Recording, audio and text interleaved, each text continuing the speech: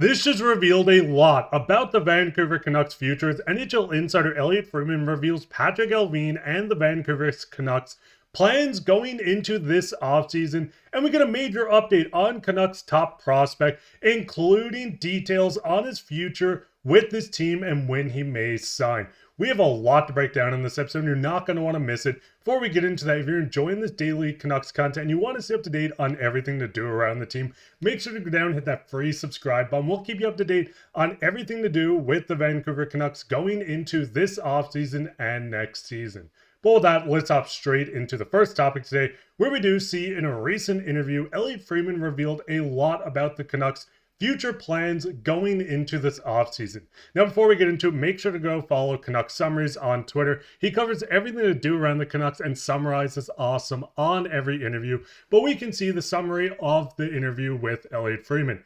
Canucks aren't too worried about the defenseman and think the Canucks aren't looking for any in this offseason. Now, we know the Vancouver Canucks went out to shore up their defense heading out of the trade deadline. They did move on from Carson Soucy, but they picked up key players in Elias Pettersson. Before going in, we see Junior Petey, DPD joining this team and Victor Mancini coming from New York. Now, looking at the Canucks and their defensemen going into next season, there are 1 to 2 guys that are going to end up leaving this team. Derek Forbort is a UFA going into this offseason. We see multiple reports saying the Canucks do want to bring him back. Noah Juleson out this year with an injury, most likely will end up walking, but we do see the Canucks having most of their defensemen signed through next season other than Victor Mancini. That has 1 year left on his deal.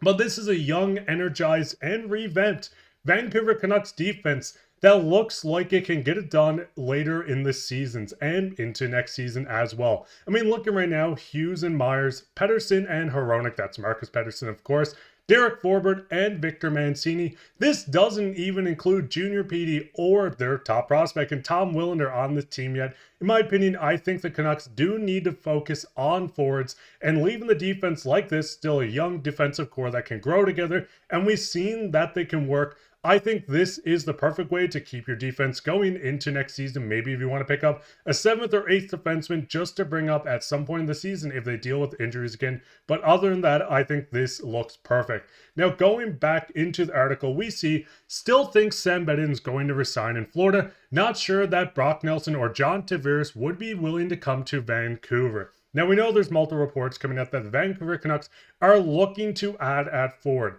Down the center right now going into the game tonight, if you're watching, or the game last night, depending when you're watching, the Vancouver Canucks don't have the best center depth at the moment with Elias Pettersson out with an injury, Filip Hronek out with an injury, which leaves Pius Suter, Teddy Blueger, Aatu Räty, and Nils Åman as the 4 centers. Pius Suter, we know, is a free agent at the end of this season, and the Canucks are desperately looking to add more forward depth to this team.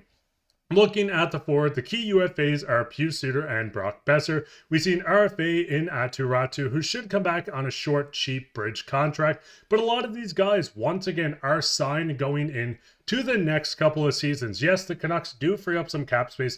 OEL's contract does jump up on the buyout up to 4.6 something, I believe. So the Canucks don't get the full cap raise when this comes around, but linking them to players like John Tavares, Brock Nelson, and Sam Bennett, these players would be outstanding. We know there's a lot of guys set to hit the open market that the Vancouver Canucks could end up going after, but I know there's going to be a high value on a lot of these guys with the cap jumping so much this offseason. I mean, looking at some key names, Matt Duchene's an interesting name, 75 points in 74 games with the Dallas Stars, having quite the bounce back. Mikael Granlund would be an awesome pickup. We've seen him traded from the San Jose Sharks to the Dallas Stars, 62 points in 75 games. Ryan Donato's having a career year with the Blackhawks as well. But this is a buyer's market when it comes to free agency. We're going to see a lot of big contracts thrown around. I mean, we just seen Jacob Chikrin sign for just, $9.5 million at his young age as well. So this is going to be a market where the Vancouver Canucks are going to almost have to overpay. And that's where we see Elliotte Friedman say solution at center is a guy they already have. Now, once again, going to look at the centers on this roster, I still believe in Elias Pettersson. PD is still an elite center. He's having a down year, yes, but he is someone that you can build with this team. Filip Hronek is another name that I loved on this Canucks team. The concussions are worrisome, but these are two centers the Canucks can run it back with. You can still develop your young guys in Aatu Räty, who can join this team as a full-time center at some point. Nils Åman has been someone that's jumped in and out of the lineup for the past couple of seasons. Pius Suter is someone that might walk in free agency, but I do hope the Canucks sign him. I mean, he just scored his career high with 20-plus goals. But we do know this Canucks team needs to figure something out. Maybe that's a new winger, maybe a new center, if they find Hronek as more of a third-line center. It's going to get very interesting to see where the Canucks go, but he believes teams are going to have to get comfortable with the inflating cap hits, and that's going to be the big story of this offseason when bringing back some key players. But with that, and you kind of want to bounce back into the Canucks not too worried about their defense, and I did hint on it, but Cam Robinson did do a recent article on Tom Willander. With this article, we can see following the commencement of Four Nations, the Canucks have 3 games remaining on their calendar: the 12th, the 14th, and the 16th of April. Sources indicated the contract negotiations have been back and forth. The Canucks are eager for Willander to sign an amateur trial and join Abbotsford in the AHL before finalizing his entry-level contract for the 2025-2026 season. He does want to maximize the Schedule A bonuses with this, as well as the former 11th overall pick is set to join the Canucks at some point this season.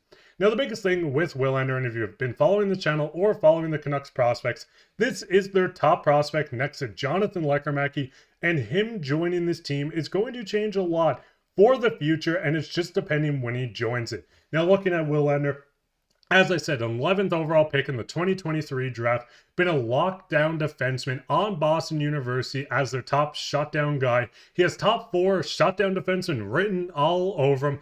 Tom Willander is going to be a major piece for the Canucks, but it does seem like there is a chance he joins the Abbotsford Canucks this year, unless the Canucks want to burn a year off his ELC, so you'd only get 2 years starting next year with Tom Willander on his ELC. But there is a chance that maybe he just goes back to school. So once again, we see Cam Robinson. Like I said, go check him out. He covers everything to do with prospects around the league. He says ultimately it seems both parties are inclined to reach an agreement. However, Willander previously declined his standard rookie contract in the AHL to join the NCAA. He does hold a significant importance for his education for him and his family. Making a return to school for his junior year is a possibility, though it remains unlikely. Big thing with Willander, if we do see him join Boston University for one more year, yes, the Canucks can still sign him after that. Maybe they're in a better position. Maybe he develops a bit more. But I think there is a strong feeling around the NHL that we do see Tom Willander join this team, or at least the Abbotsford Canucks, in their playoff hopes. I mean, the Canucks might have playoff hopes, but we're unsure yet. But what are you guys' thoughts? I know it's a lot to break down. What's your thoughts on the Canucks being fine with their defense, still looking at other possibilities, but it seems like the solution at center is a guy they already have? And what's your thoughts on the Tom Willander news? Do you hope he joins the Canucks for the final 3 games, or do you rather him go to Abbotsford to play in the playoffs and sign with the Canucks full-time starting next season? Go down and leave a comment down below. While you're down there, leave a like, subscribe, share this with your friends. I'll be back with another episode tonight, so keep your eye out for that. But I've been your host, Mark Bye, and listen, it got to get better at some point, and the future is starting soon, so stay fine, Canucks fans. Anyways, take care.